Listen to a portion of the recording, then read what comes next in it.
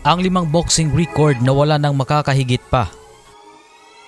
Kapag pag-uusapan ang lahat ng klaseng pampalakasan, ay laging may mga record breaking na nagagawa ang mga espesyal na atleta na masasabing wala pang kahit na sinuman ang makakagawa. At ngayon ay aalamin natin, ito nga pala ang 5 napakahirap mahigitan ng boxing record.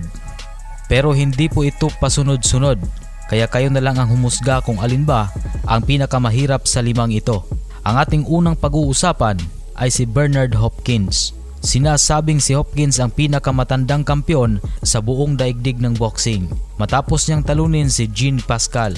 Yan ang magandang laban na dahilan kung paano niya nakamit ang WBC at linya light heavyweight titles, at pinagharian nito ang pagiging kampiyon hanggang sa edad na 49.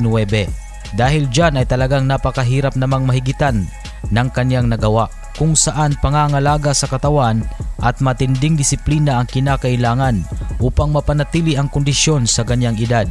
At ang sunod naman ay ang longest unbeaten streak na si Jimmy Wild. Bagamat wala nang masyadong nakakilala sa legend na ito, ngunit hindi naman maikakaila na hindi lamang bastang legend lang ito, dahil nagawa niyang manalo ng 103 laban na sunod-sunod sa kanyang professional boxing sa loob lamang ng 5 taon, mula 1910 hanggang 1915, kaya masasabi mong napakatindi talaga. Subalit mas binibigyan nga pong pansin ang record ni Sugar Ray Robinson na mayroong 71 sunod-sunod na panalo. Ang pangatlo naman ay ang record ni Lin Wikwar na may pinakamaraming boxing fight at boxing wins, at ito ay napakalabo ng mahigitan dahil sa buong karera niya bilang boksingero ay nagawa niyang lumaban ng 467 beses na may record na 389 wins, 86 losses at 42 draws.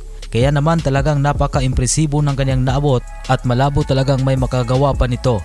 Si Lin Wikwar ay lumalaban sa lightweight division sa taong 1928 hanggang 1947.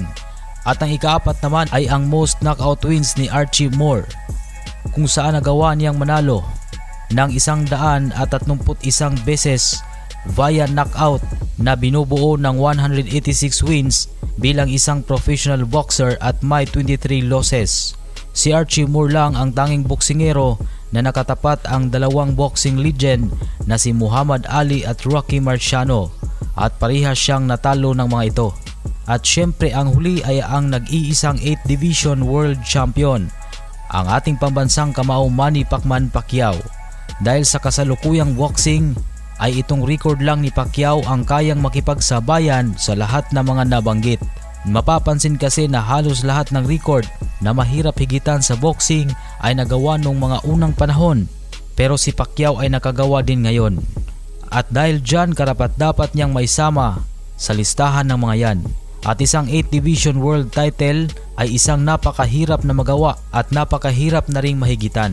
Kayo, ano ba sa tingin ninyo ang pinakamahirap higitan sa 5 yan?